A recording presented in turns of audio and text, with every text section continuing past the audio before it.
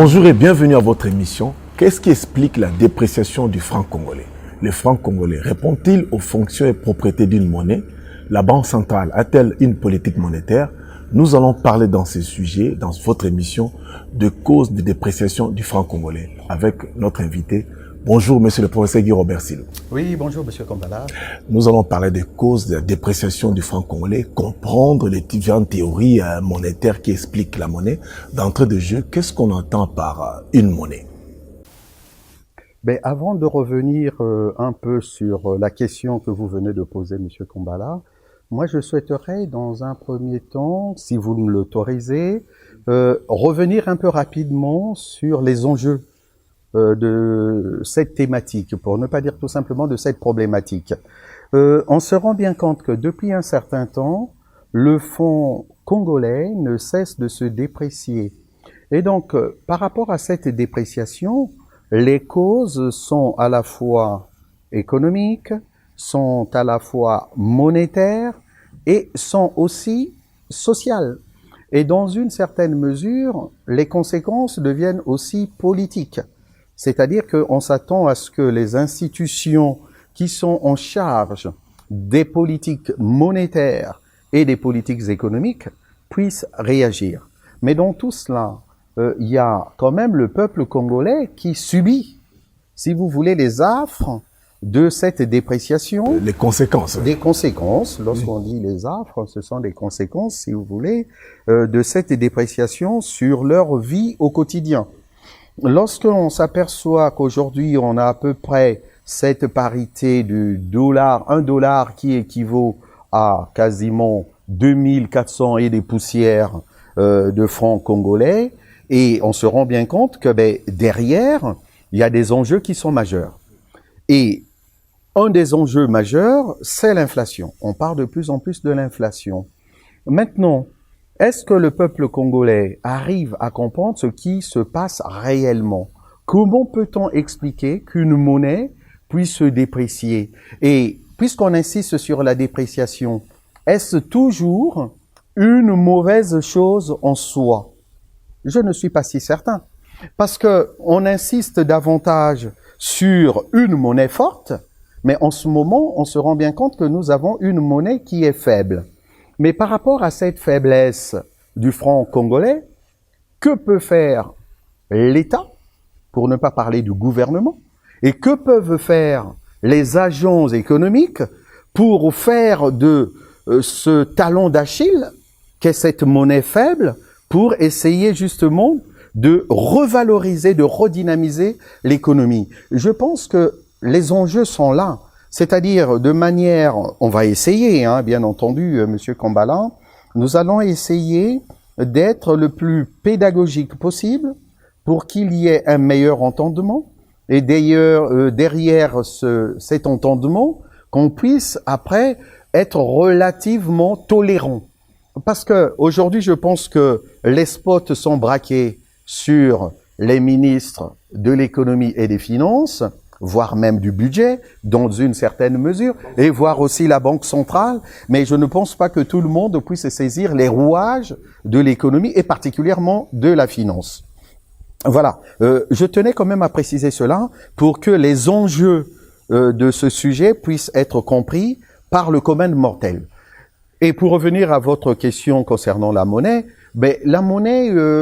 Aujourd'hui, on se rend bien compte que dans les économies dites modernes, la monnaie a essayé de pallier les insuffisances du troc. Et jadis, on était en train d'échanger des biens contre des biens. Or, il s'avère que derrière le troc, il y avait, si vous voulez, des limites. Et ces limites, pour les économistes, on parle en termes de double coïncidence. C'est-à-dire que pour qu'un troc puisse s'effectuer, il faudrait que cette double coïncidence puisse être remplie. Or, il s'avère que lorsque vous multipliez, si vous voulez, les acteurs économiques, mais à un certain moment, le troc ne peut plus fonctionner. Et comme aujourd'hui, l'économie s'est fortement mondialisée, avec plusieurs acteurs, on était obligé de trouver un intermédiaire. Et cette monnaie a connu plusieurs mutations. Au départ, on a connu ce qu'on pourrait appeler la monnaie marchandise. ça pouvait être du bétail, ça pouvait être du sel. Et à un certain moment, la monnaie était devenue aussi la monnaie qu'on peut appeler métallique. Et aujourd'hui, on a toujours de l'or, de l'argent, et ainsi de suite. Et après, on s'est aperçu que ces choses-là étaient relativement complexes. On a connu maintenant ce qu'on appelle la monnaie scripturale. Et sauf que cette monnaie scripturale commence aussi un tout petit peu à être dépassée. On commence à basculer de plus en plus sur une monnaie électronique. Et donc, on se rend bien compte que les choses ne sont pas toujours si simples que cela. Vous voyez, il y a une évolution qui est tellement rapide et en même temps qui arrive à perturber l'ordre des choses. Et donc, il y a une complexité qui est là. Il faudrait qu'on puisse saisir cette complexité, sinon on risque vraiment de passer un peu à côté de notre manière de présenter les choses. Merci beaucoup. Passons un peu à cette question. Comment expliquez-vous les fonctions et les propriétés d'une monnaie? Lorsqu'on est sur les fonctions d'une monnaie, on a l'habitude, Monsieur Kambala, de s'attarder davantage sur les fonctions économiques. Restons rapidement sur les fonctions économiques. Lorsqu'on parle des fonctions économiques, il y en a trois. Il y a ce qu'on appelle d'abord la fonction d'étalon d'échange. C'est-à-dire que, fonction d'étalon, une monnaie permet de déterminer la valeur d'un bien comparativement à la valeur d'un autre bien. C'est-à-dire que vaut le prix d'un mouton, je dis tout et n'importe quoi comme d'habitude, par rapport au prix d'un stylo à billes. Et à partir de là, vous retrouvez cette fonction d'étalon d'échange. En dehors de cette fonction d'étalon, vous avez une deuxième fonction qui est cette fonction d'intermédiaire des échanges. Justement, je venais de faire allusion aux problèmes rencontrés dans le troc. Oui. Grâce à la monnaie, aujourd'hui, les échanges peuvent être multipliés par n, c'est-à-dire à l'infini. Et la monnaie va servir d'intermédiaire. Et enfin, il y a une dernière fonction économique qui est la fonction de réserve. Et c'est cette fonction qui fait souvent l'objet de débats entre les économistes. C'est-à-dire que pour certains économistes qui sont considérés comme étant les libéraux, lorsqu'on parle de fonction de réserve, on est sur l'épargne. Et maintenant, la question qu'on peut se poser pour les libéraux, et là je parle de la théorie de Jean-Baptiste Say, S-A-Y, Jean-Baptiste Say disait que la monnaie n'était qu'un voile. La monnaie n'était qu'un voile, et par voie de conséquence, la monnaie ne remplissait que les deux premières fonctions économiques que nous avons citées, c'est-à-dire la fonction d'étalon et en même temps d'intermédiaire des échanges. La neutralité de la monnaie, il faudrait l'entendre dans la théorie classique et après un peu néoclassique, même si après il y a eu quand même des choses qui ont été reprécisées. Il faut, dans la théorie de Jean-Baptiste Say de la neutralité de la monnaie, c'est-à-dire la monnaie n'est qu'un voile, il faudrait comprendre qu'il y a une loi de Say qu'on appelle les produits s'échangent contre les produits. C'est-à-dire que chaque fois qu'il y a une offre, cette offre entraîne systématiquement une demande et par voie de conséquence, l'économie est toujours en équilibre. C'est-à-dire qu'au final, l'offre est toujours égale à la demande et par voie de conséquence, si vous poussez loin la réflexion, on s'aperçoit que l'État n'a pas besoin d'intervenir. Et derrière cette idée de la loi de Say, qui dit que toute production crée sa propre demande, ou toute offre crée sa propre demande, on entend non-intervention de l'État. Et donc, c'est l'autorégulation de marché, l'offre va déterminer la demande, et par voie de conséquence, l'économie est toujours en équilibre. L'économie qui est toujours en équilibre, on n'a pas besoin qu'il y ait une intervention extérieure. Neutralité de la monnaie. Mais sauf que John Maynard Keynes n'est pas d'accord avec ces thèses. Bien sûr, John Maynard Keynes est un libéral, mais il avait constaté qu'il y avait des choses dans la théorie libérale qui ne fonctionnaient pas dans la thèse de Jean-Baptiste Say. Et cette thèse, c'est la neutralité de la monnaie. Or, John Maynard Keynes part du principe que la monnaie ne peut pas être neutre. Pourquoi? Parce que la monnaie peut être désirée pour elle-même. C'est-à-dire que là, lorsqu'on est sur l'épargne, ce qu'il faut entendre, on épargne selon John Maynard Keynes pour trois raisons. C'est-à-dire, on peut épargner pour des raisons de précaution.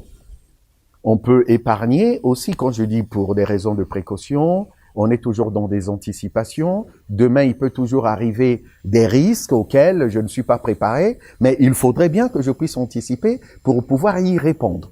Motif de précaution, mais aussi motif de transaction. C'est-à-dire que j'épargne pour consommer demain. Parce que qui dit épargne? Il s'agit de différer une consommation ultérieure. Vous allez comprendre pourquoi je suis en train d'insister sur ces notions-là. Et le dernier motif de l'épargne, selon John Maynard Keynes, c'est un motif de spéculation. Et qu'est-ce qu'on constate aujourd'hui dans nos économies? On constate que la spéculation bat son plein. Aujourd'hui, les valeurs intrinsèques de certains biens ne se justifient pas. Parce que tout simplement, les agents économiques anticipent des choses, se lancent dans des spéculations, et la spéculation remonte depuis la nuit des temps. La première spéculation, on a connu cela avec les tulipes, c'est-à-dire dans les pays bas. Donc, on se rend bien compte que les agents économiques sont dans la spéculation, et cette spéculation risque d'engendrer quoi? Les déséquilibres en termes économiques. C'est-à-dire que le fait qu'on puisse épargner pour d'autres motifs que des motifs de transaction, cela signifie que l'offre n'entraîne pas systématiquement sa propre demande et par voie de conséquence, on va se retrouver dans des situations de déséquilibre. Et donc ces déséquilibres entraînent des cycles économiques et ces cycles économiques peuvent ne pas correspondre aux besoins du moment. À part les fonctions économiques, la monnaie remplit aussi les fonctions sociales.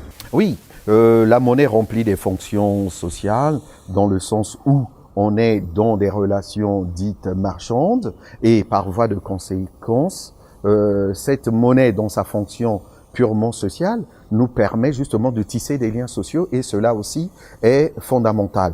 Et en dernière instance, puisqu'on a insisté sur les fonctions économiques, vous avez aussi les fonctions politiques. Fonction politique de la monnaie, le franc congolais appartient à la République démocratique du Congo et par voie de conséquence, les symboles matérialisés sur les billets de banque reflètent l'histoire politique, sociale, historique, s'il vous voulez, sans pour autant être tautologique, de la République démocratique du Congo. Et c'est ça qui nous permet de nous reconnaître en même temps en tant que citoyens congolais. Voilà pourquoi le franc congolais ne peut avoir cours que en République démocratique du Congo. Monsieur le professeur Guy Robert Silou, en parlant de propriété de la monnaie, il y a la monnaie forte et la monnaie faible. Quels sont les avantages et les inconvénients? Avant de répondre à cette question sur les avantages d'une monnaie faible et d'une monnaie forte, il faudrait entendre la chose suivante. On est de plus en plus dans ce qu'on appelle la globalisation financière. Une globalisation financière qu'un économiste qu'on appelle Henri Bourguiba avait très bien expliqué. Et derrière ces explications, il faudrait penser à ce qu'on appelle la règle des 3 D. Un des premiers D, c'est ce qu'on appelle la déréglementation. C'est-à-dire que dans la globalisation financière, les agents économiques, toujours dans l'optique du libéralisme économique, qui se fonde, pour ne pas dire le néolibéralisme, qui se fonde sur la loi de l'offre et de la demande, qui s'applique aussi sur les marchés financiers, il fallait qu'il y ait une déréglementation afin que seule la loi de l'offre et de la demande puisse s'appliquer et qu'il n'y ait pas une intervention extérieure qui risquerait de gripper la machine au point même d'entraîner ce qu'on considère en économie, chaque fois qu'il y a eu une intervention par exemple de l'État, qu'on soit en face par exemple de ce qu'on appelle une perte sèche. C'est-à-dire qu'au lieu d'avoir un prix d'équilibre, on risque d'avoir un prix qui serait supérieur au prix d'équilibre et en même temps on va se rendre compte qu'il y a l'apparition de ce qu'on appelle en économie une perte sèche. Donc la déréglementation, pas de règles. Deuxième D, c'est le décloisonnement. Dans ce décloisonnement, vous avez aujourd'hui, toujours dans l'esprit du libéralisme économique, par exemple, il y a la loi de Vincent de Gournay, du credo libéral, qui stipule que le laisser-faire et le laisser-passer. Le laisser-faire, non-intervention de l'État. Le laisser-passer, la libre circulation des capitaux. Et ça, je vais revenir là-dessus pour que tout le monde puisse saisir cela. Le décloisonnement, aujourd'hui, les capitaux qui affluent dans les caisses des entreprises congolaises au niveau de la Banque centrale, ce ne sont pas des capitaux qui sont fournis par les résidents qui sont au Congo. Les résidents qui sont au Congo, hein, pas toujours des Congolais. Oui. Parce que des résidents au Congo, ça peut être aussi des étrangers. Hein, d'accord? Et donc là, nous sommes sur des résidents qui sont au Congo. Mais en plus, il faudrait entendre la chose suivante. Les capitaux viennent de partout. Et donc, c'est ça qui va faire qu'il y ait cette accélération de la mondialisation, pour ne pas dire de la globalisation financière. Les capitaux viennent aujourd'hui de partout. Regardez, il y a la bourse de New York, il y a la place européenne aussi qui a sa bourse, et ainsi de suite. 24 heures sur 24, il y a un flux important des capitaux, au point où, selon les statistiques, on est à peu près à 5 milliards de dollars par jour qui circulent sur les places financières. Et là, vous retrouvez cette notion du deuxième D que je viens de citer de Henri Bourguina, c'est-à-dire le décloisonnement, libre circulation des capitaux. Le dernier D de ces trois, c'est la désintermédiation. Et là, on bascule dans les années 70-80. C'est-à-dire qu'avant, l'économie était gérée souvent par les banques commerciales, c'est-à-dire les banques de second rang. Et on a connu des phénomènes de désinflation compétitive que je pourrais peut-être évoquer à un moment ou à un autre, et cela avait nui fortement à l'économie. Et on s'est aperçu, à partir de là, avec cette libre circulation des capitaux, on a connu davantage, si vous voulez, cette désintermédiation, c'est-à-dire que le financement de l'économie ne se faisait plus par l'intermédiaire des banques commerciales, mais ça va se faire par les marchés capitaux, c'est-à-dire la bourse. C'est la bourse aujourd'hui qui prévaut. C'est-à-dire toutes ces différentes bourses ont vocation plutôt, à financer l'économie. Parce que lorsqu'on parle du financement de l'économie, je vais le faire rapidement pour revenir à votre question, vous avez par exemple ce qu'on appelle l'autofinancement. Je finance un investissement avec mes capitaux propres, c'est-à-dire les fonds propres de l'entreprise. Et après, on a basculé sur ce qu'on appelle l'intermédiation, et là, c'est une banque commerciale qui reçoit l'épargne des agents économiques, des autres secteurs institutionnels, et donc qui mettait en liaison les créanciers et les emprunteurs.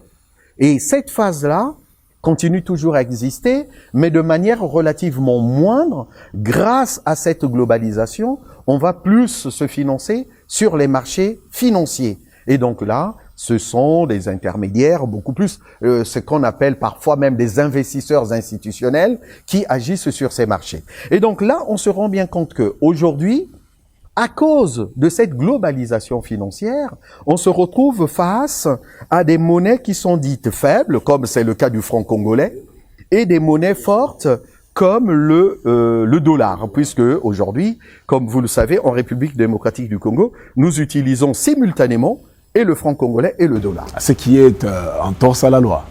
On torse à la loi, oui. Mais maintenant, comme on le dit toujours, la loi, elle existe, mais sauf qu'il y a des pratiques qui sont là, qui peuvent parfois être à l'encontre de la loi. Maintenant, ça, si les autorités le permettent, ça serait plutôt un autre débat, puisque comme vous le savez, notre économie est fortement dollarisée. Revenons sur la question sur une monnaie forte et monnaie faible, les inconvénients et les avantages. Aujourd'hui, le franc congolais se déprécie fortement. Et donc là, nous avons une monnaie faible. Et cette monnaie faible a des inconvénients. Un des désavantages que nous connaissons, c'est la baisse du pouvoir d'achat. Ça, c'est une évidence. Mais pourquoi il y a cette baisse du pouvoir d'achat? C'est pour la simple raison qu'il y a eu une forte inflation. Et lorsque vous regardez aujourd'hui le cumul annuel de l'inflation, on est quasiment aujourd'hui à hauteur de 11%. Et donc, ça commence vraiment à faire beaucoup, voire même ça commence à poser problème au niveau du pouvoir d'achat des consommateurs. Mais tout cela est dû aussi donc au phénomène d'inflation. Ça, c'est ce que nous constatons, que nous vivons au quotidien. Mais en revanche, nous avons divers agents économiques sur le territoire congolais. Que peuvent faire ces autres agents économiques? Ils peuvent profiter du franc congolais faible pour exporter. Comment expliquer ça, monsieur le Président? C'est-à-dire que Nous sommes dans Une monnaie le cadre- faible, n'ont pas en profiter. On peut profiter d'une monnaie faible, c'est-à-dire que nous avons des exportateurs qui sont en concurrence avec des exportateurs étrangers. Je vais donner un exemple fictif. Nous, Congolais, nous sommes en mesure, par exemple, d'exporter, je vais dire tout et n'importe quoi, le coltan. Même si aujourd'hui, on sait très bien que par rapport aux statistiques officielles, c'est plutôt le Rwanda qui devient l'exportateur du coltan, alors que le Rwanda n'en possède pas. Bref, je reviens sur mon explication. Nous avons le coltan. Mais lorsque nous produisons le coltan, lorsque nous le produisons en francs congolais. Et le franc congolais, il est faible. Admettons qu'il y ait un autre pays qui produit aussi le coltan.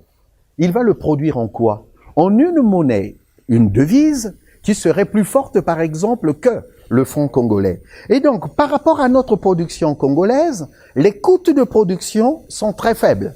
Et par voie de conséquence, le prix de vente du coltan va être beaucoup plus faible comparativement au prix du coltan qui serait vendu par un pays étranger qui a une monnaie forte. Donc, sur le marché du coltan, le produit congolais serait beaucoup plus avantageux.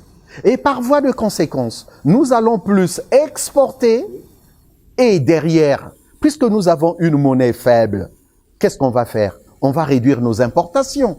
Parce que nos importations vont nous coûter beaucoup plus cher et par voie de conséquence, le fait d'exporter plus qu'on importe, c'est notre balance commerciale qui va encore se renchérir, je vais le dire ainsi, c'est-à-dire qui va augmenter et par voie de conséquence, nous allons avoir une forte attractivité et qui va nous rapporter beaucoup plus de devises.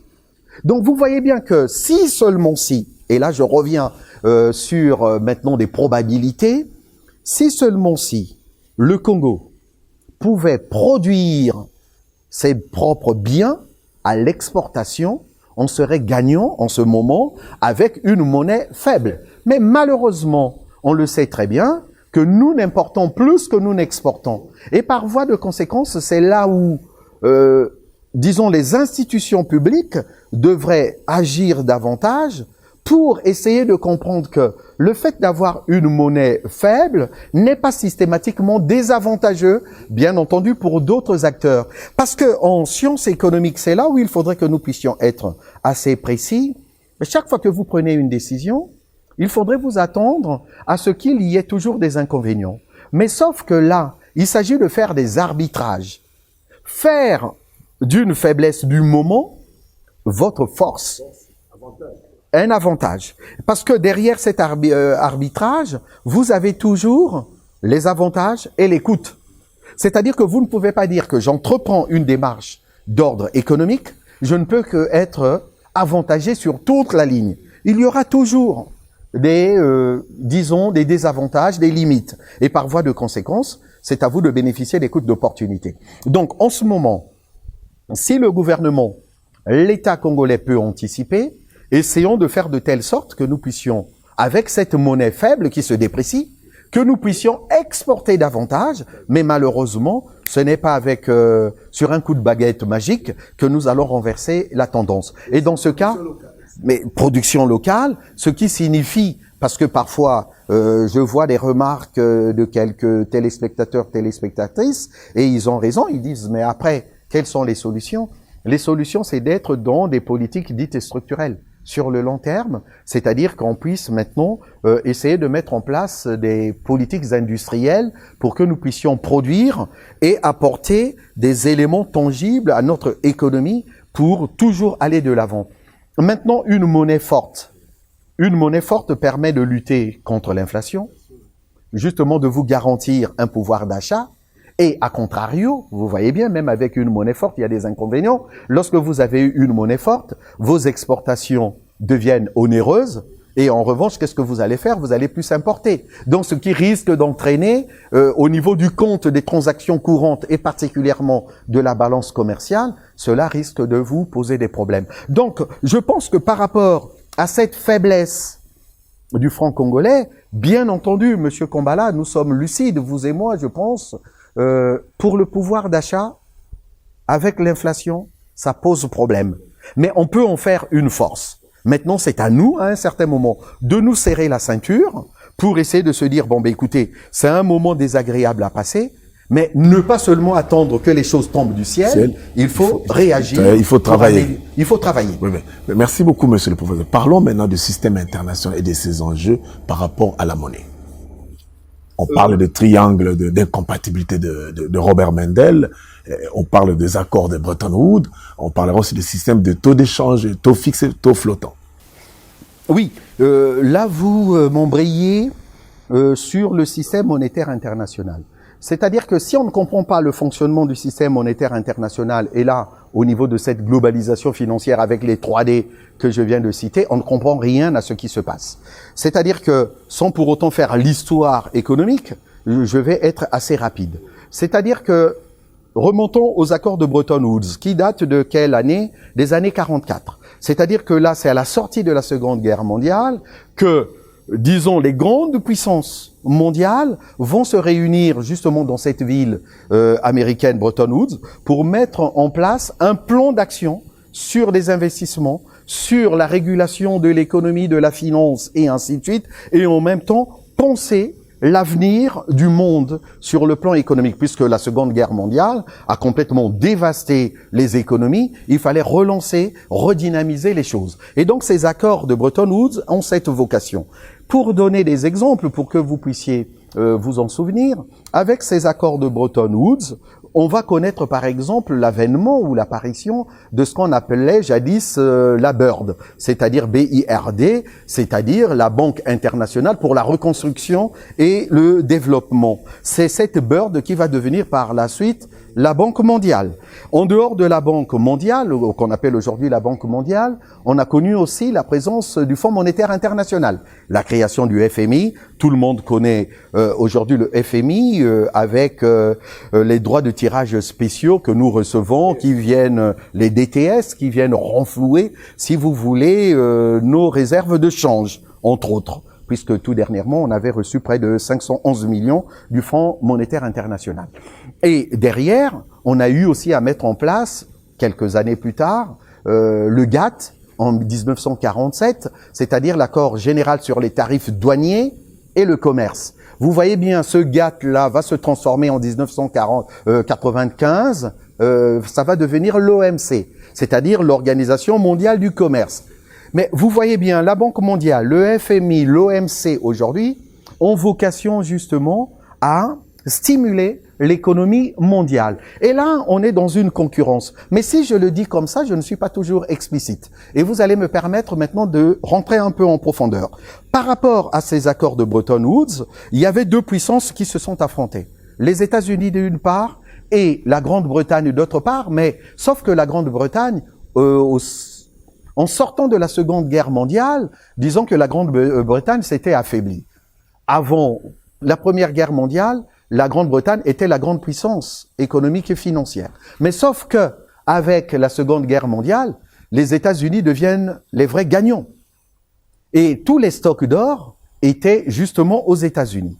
Et donc là, il y a eu un duel qui s'est produit, je le dis rapidement, entre le représentant américain qu'on appelle White et John Maynard Keynes, qui représentait un peu le reste du monde. John Maynard Keynes voulait qu'on puisse mettre en place une monnaie qu'il avait appelée le Bancor. C'est-à-dire c'était une monnaie commune. Mais sauf que les États-Unis d'Amérique arriveront à imposer leur diktat, c'est-à-dire que seul le dollar va être convertible en or.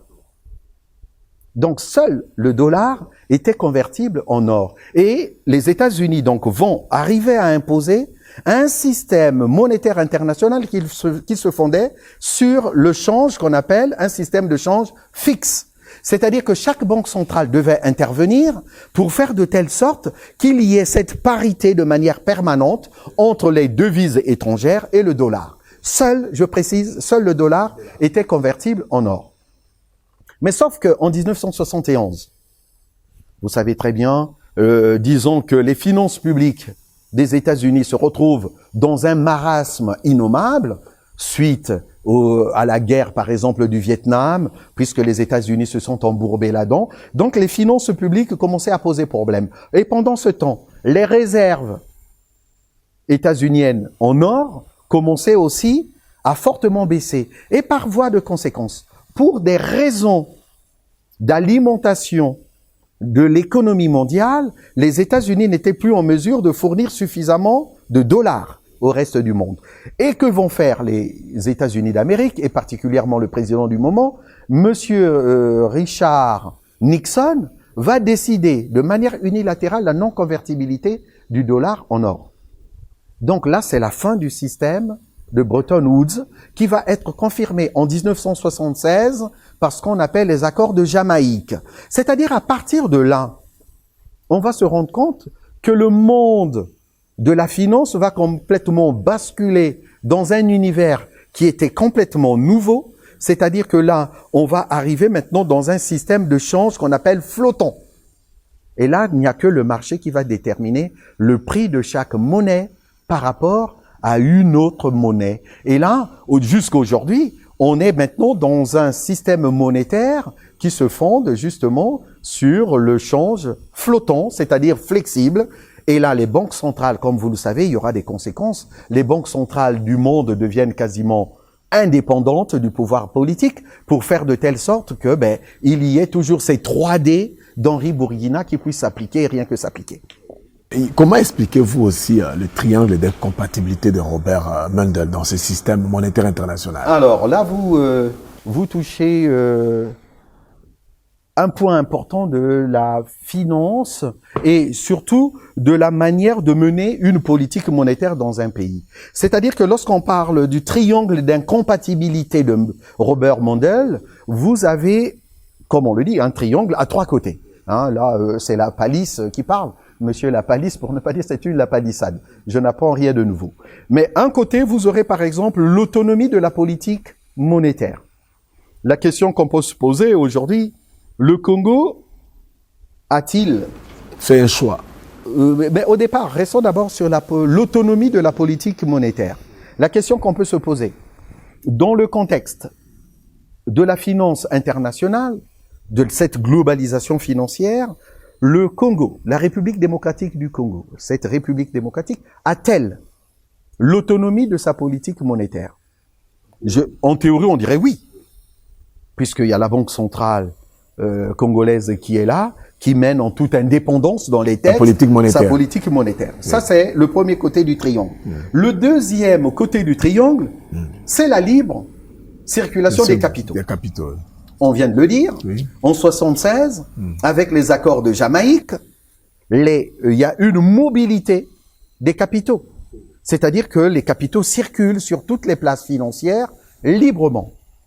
Maintenant, il y a le troisième côté qui porte sur le change fixe. Alors là, ça pose problème. C'est-à-dire que dans ce triangle d'incompatibilité, Robert Mundell dit, lorsque vous menez une politique monétaire, vous êtes appelé à choisir les 2 côtés sur les 3. Vous ne pourrez jamais avoir les 3 côtés simultanément. Et c'est là où le bas blesse. C'est-à-dire que j'essaie un peu de mettre la charrue avant les bœufs. Aujourd'hui, il arrive que le gouvernement en place, pour essayer de lutter contre la dépréciation, prend des mesures qui ont parfois tendance à aller vers le système de change fixe. Or, le fait de vouloir opter pour ce système de change fixe, ça risque d'entraver la libre circulation des capitaux. Vous voyez bien, ce qui est antinomique à la globalisation financière. Les fautes dans le dérèglement. Ah ben, effectivement, il faudrait être toujours dans cette forme de déréglementation pour que les choses puissent toujours fonctionner. L'autonomie de la politique monétaire, le Congo là. Maintenant, il faudrait que le Congo fasse le choix entre soit opter pour un taux de change fixe, ce qui pourrait lui mettre un peu au bond de la société internationale. Parce que si le Congo opte pour un taux de change fixe, cela signifie que le franc congolais ne va plus du tout flotter par rapport aux autres devises. Et donc là, ça risque de poser problème. Je ne vois pas des investisseurs venir au Congo avec un taux de change fixe. C'est antinomique. Donc, vous voyez bien que aujourd'hui, nos politiques, quand je dis nos politiques, nos gouvernants, ont un peu les mains liées, qu'on le veuille ou pas. Surtout lorsqu'on est dans des économies qui sont relativement faibles, comme les nôtres. Et vous allez comprendre je vais faire une petite parenthèse, je vais ouvrir une petite parenthèse que je vais vite refermer. Pourquoi les Européens ont-ils pris l'initiative de créer une union économique et monétaire? Justement, c'était pour essayer de contourner ce triangle d'incompatibilité de Robert Mundell. C'est-à-dire que vous voyez bien qu'à l'intérieur de l'union économique et monétaire, c'est un système qui ne dit pas son nom, mais qui se fonde sur un taux de change fixe. Puisque lorsque j'utilise l'euro en France, j'utilise l'euro en Allemagne, j'utilise l'euro dans les autres pays, la Grèce et ainsi de suite, l'Espagne, l'Italie. Voilà. Le taux est le même. Ce qui veut dire aussi, dans notre réflexion, au lieu de continuer à nous tirer la balle dans le pied, c'est-à-dire là je fais allusion aux pays limitrophes de la RDC, ne serait-il pas temps que les vrais nationalistes se mettent autour de la table pour réfléchir peut-être à une monnaie commune? Et je vais peut-être donner un scoop à vérifier. Hier, je le dis avec beaucoup de prudence, vous savez aujourd'hui avec les réseaux sociaux, il ne faut pas tout prendre pour argent comptant. On m'avait envoyé une vidéo de Monsieur Mélenchon, qui est un homme politique français. Et dans cette petite vidéo, que disait Monsieur Mélenchon? Je n'ai pas eu le temps de vérifier cette information, c'est un tort, je m'en excuse, mais on pourra le faire peut-être pour les prochaines émissions. Il s'avère que les BRICS, les pays qu'on appelle les BRICS, c'est-à-dire le Brésil, la Russie, l'Inde, Chine et l'Afrique du Sud, sont en train de cogiter pour mettre en place une monnaie commune, mais qui va se fonder sur un bien matériel, comme jadis John Maynard Keynes quand il avait proposé le Bancor, et lorsqu'on était dans un système de taux de change fixe. Et pourquoi, admettons que cette information soit avérée, pourquoi Mélenchon a-t-il lancé cela? C'était pour dire qu'à un certain moment, le dollar devient trop dominant, c'est-à-dire comme le dirait Connally à son époque, un secrétaire général américain, qui disait le dollar c'est notre monnaie, mais c'est votre problème. Et effectivement, aujourd'hui, on se rend bien compte que ce problème-là devient de plus en plus crucial. Il faudrait peut-être que les gens, nos autorités politiques, puissent réfléchir autrement avec des économistes peut-être pour aller dans ce sens. Merci beaucoup. Il faut que la RDC arrive à opter un choix par rapport au triangle d'incompatibilité de Robert Mundell. Mais venons-en aux causes de la dépréciation, monsieur le professeur Guy Robert Silou. Citez-nous quelques causes et puis leurs explications. Alors, en ce qui concerne la dépréciation de la monnaie, moi je vais partir par exemple sur une cause économique.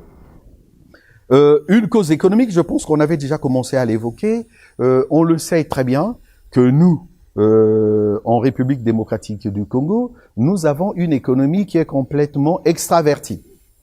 On importe quasiment 90% des biens et des services, ce qui est énorme, 90%. Et donc, par voie de conséquence, qu'est-ce qui se passe? Il y a cette loi de l'offre et de la demande sur laquelle les économistes reviennent assez systématiquement, mais c'est une loi qui permet de comprendre le fonctionnement de l'économie de manière un peu globale. Chaque fois qu'on importe, qu'est-ce que ça veut dire? Ça veut dire que nous offrons notre monnaie. On ne fait que acheter, mais on achète avec quoi? Avec les francs congolais. C'est-à-dire qu'on sort les francs congolais. Et par voie de conséquence, qu'est-ce qui se passe? C'est la masse monétaire qui augmente, puisqu'on offre plus notre monnaie qu'on en demande. D'accord? Oui. Et donc, l'offre de la monnaie congolaise étant supérieure à la demande, le prix de la monnaie ne peut que baisser. Voici une des premières explications simples de la dépréciation d'une monnaie. Ce qui veut dire aussi, pour qu'on ne puisse pas nous dire, oui, c'est bien de nous donner ces causes-là, mais que fait-on? Ben, je reviens sur ce que je disais. Au lieu d'être que sur des politiques conjoncturelles, c'est-à-dire sur des politiques du court terme, il faudrait peut-être qu'on pense à se lancer maintenant dans des politiques de long terme, c'est-à-dire des politiques dites structurelles, commencer à se lancer dans la production locale de certains biens et services qui pourraient nous rapporter vraiment beaucoup de devises.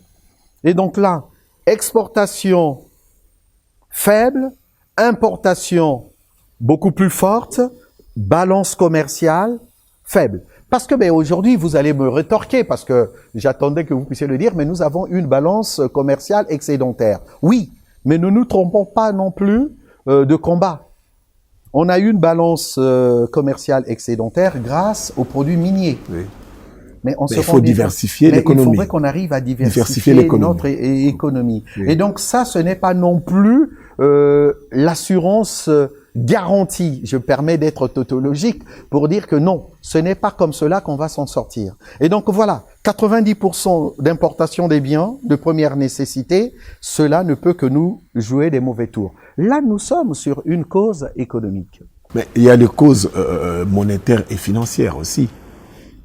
Là, vous avez des Notre causes... économie est presque dollarisée. Oui, là, nous avons une économie qui est dollarisée. Vous vous rendez bien Les rois compte... dollars malmènent le franc congolais sur les marchés d'échange. Mais on pourrait le dire ainsi. Mais en même temps, plusieurs fois, vous et moi, nous avons parlé de cette loi de Gresham. Notre mauvaise monnaie ne peut que chasser la bonne monnaie qu'est le dollar. Et par voie de conséquence, seulement si, avec la loi d'Irving Fisher, qui stipule que là, la masse monétaire circule à une vitesse grand V, cela ne peut entraîner qu'une augmentation rapide du franc congolais, puisque c'est le franc congolais qu'on va vouloir se débarrasser, et on va thésauriser, pour ne pas dire épargner, le dollar. Et donc, par voie de conséquence, la masse monétaire congolaise va augmenter. Ça pose un problème aussi de confiance. Ah ben, derrière, on peut basculer aussi sur la confiance. Oui. C'est-à-dire que aujourd'hui, il y a très peu de gens qui font confiance en la monnaie congolaise. Donc, utiliser la monnaie congolaise, s'en débarrasser le plus vite possible. Mais s'en débarrasser, c'est accélérer la vitesse de circulation de la monnaie. Et ça aussi, ça entraîne une dépréciation. Voilà pourquoi, par exemple, dans une des mesures du gouvernement du moment, il y a certains paiements qui doivent se faire, des impôts, en francs congolais. Il faut les faire. Pourquoi ne pas laisser l'opérateur économique libre de choisir? Mais justement, laisser Monsieur Kambala, l'opérateur économique libre de choisir entre le dollar et le franc congolais, l'opérateur va choisir le dollar. Et donc, le fait de vouloir payer ses impôts en francs congolais, c'est vouloir susciter la raréfaction du franc congolais sur les marchés financiers. C'est ça l'objectif. C'est-à-dire essayer pour que cette loi de l'offre et de la demande puisse s'inverser. Parce qu'en ce moment, l'offre est tellement supérieure que le prix baisse. Donc il faut enlever, si vous voulez, le franc congolais du circuit économique pour qu'il y ait une raréfaction relative, bien entendu. La solvabilité de la RDC est-elle aussi un frein, une cause de la dépréciation du franc congolais? Ah oui, la solvabilité de l'État congolais, elle est là. C'est-à-dire que lorsqu'on parle de la solvabilité, c'est un problème. Là, il faudrait penser surtout aux finances publiques. Aujourd'hui, on le sait très bien que partout dans le monde, on cherche à lutter contre des dépenses publiques qui sont trop excessives. Et parmi les décisions, excusez-moi, parmi les décisions prises par le gouvernement, c'est vérifier aussi, de s'attarder que sur des dépenses de qualité. Oui, mais quand on dit les dépenses de qualité, qu'est-ce qu'on entend? Vous voyez bien que là, on est sur un subjectivisme total. Dépenses essentielles. Mais les dépenses essentielles. Mais ces dépenses essentielles sont effectivement des dépenses de qualité. Mais est-ce que dépenses essentielles signifie dépenses de qualité? Aujourd'hui, en ce moment, nous avons des problèmes à l'est du pays. Il faudrait bien qu'on puisse équiper notre armée. Oui. Ça, c'est une évidence. Oui. C'est nécessaire. Oui. Voilà. Mais est-ce de la qualité? Je n'en sais rien. Tuer les gens, est-ce de la qualité? Là, je bascule sur le plan purement philosophique de la réflexion. Parce que là, il s'agit d'une guerre. Peut-on parler en termes de qualité ou en termes de nécessité? Voilà, c'était la petite nuance pour dire tout ce qui est nécessaire n'est pas systématiquement lié à la qualité. La matière est abondante, professeur. On prend seulement cet élément pour conclure. L'instabilité politique aussi peut être une des causes de la dépréciation du franc congolais. L'instabilité politique est un réel problème parce que les investisseurs étrangers vont chercher des endroits où il y a très peu de troubles politiques. Donc, lorsqu'on parle d'instabilité politique, et là, je ne vais pas refaire le topo, on voit très bien qu'aujourd'hui, il y a des arrestations de certains hommes politiques, il y a des assassinats des hommes politiques, il y a des enlèvements et ainsi de suite. Cette instabilité, il y a des élections qui arrivent, il y a des partis politiques de l'opposition qui ne sont pas prêts à s'y lancer. On s'est dit, qu'est-ce qu'ils vont en advenir en 2024? Lorsque vous êtes un investisseur, vous n'allez pas placer vos capitaux dans des endroits qui sont très très instables, politiquement parlant, économiquement parlant, socialement parlant. Aujourd'hui, je pense que M. Kambala, vous n'êtes pas prêt à aller investir en Afghanistan. Vous n'irez pas investir en Syrie. Vous n'irez pas investir en Ukraine. Voilà, c'est la même chose. C'est-à-dire que même cette guerre à l'Est, excepté pour les firmes multinationales qui sont imbriquées dans ce conflit, je ne vois pas d'autres investisseurs aller s'y implanter. Monsieur le professeur Guy Robert Silou, le sujet est vaste. Quel est votre mot de conclusion? Le mot de conclusion, c'est les hommes politiques qui sont là ont fait le choix de diriger le pays. Il faudrait bien qu'il y ait des gens qui se sacrifient. Mais je trouve que en ce moment, ils ont le mauvais rôle. Quand je dis le mauvais rôle, c'est dans le sens où le peuple va leur demander de faire des miracles, mais sauf qu'aujourd'hui, je les plains. Quand je dis je les plains, parce que les solutions, je pense que risquent de venir de l'extérieur. Les solutions risquent de venir de l'extérieur pour qu'il y ait une forme d'accalmie. Parce que chaque fois que vous entendez nos hommes politiques s'exprimer, c'est toujours oui, mais il y a eu la crise ukrainienne et ainsi de suite. Oui, ils n'ont pas tort. C'est-à-dire que depuis qu'il y a eu ces événements, les choses se passent très très mal un peu partout dans le monde. Mais sauf que il y a d'autres pays qui s'en sortent mieux que nous. Contrairement à ce qu'on pourrait penser, tout simplement parce qu'il y a des choses sur lesquelles on n'a pas suffisamment anticipé. Et il serait peut-être temps, comme on le dit, les circonstances font les hommes, et les hommes font aussi des circonstances. Il faudrait que nous puissions modifier le cours de l'histoire pour bien se pencher sur les vrais enjeux économiques, sociaux, pour ne pas rester que sur des enjeux politiques qui ne font que parfois susciter plus d'instabilité politique qu'autre chose, et cela est nuisible à notre économie. Merci beaucoup, monsieur le professeur Guy Robert Silou, d'être venu pour répondre à nos questions et participer à cette émission. Merci beaucoup aussi à vous d'avoir suivi cette émission. À la prochaine.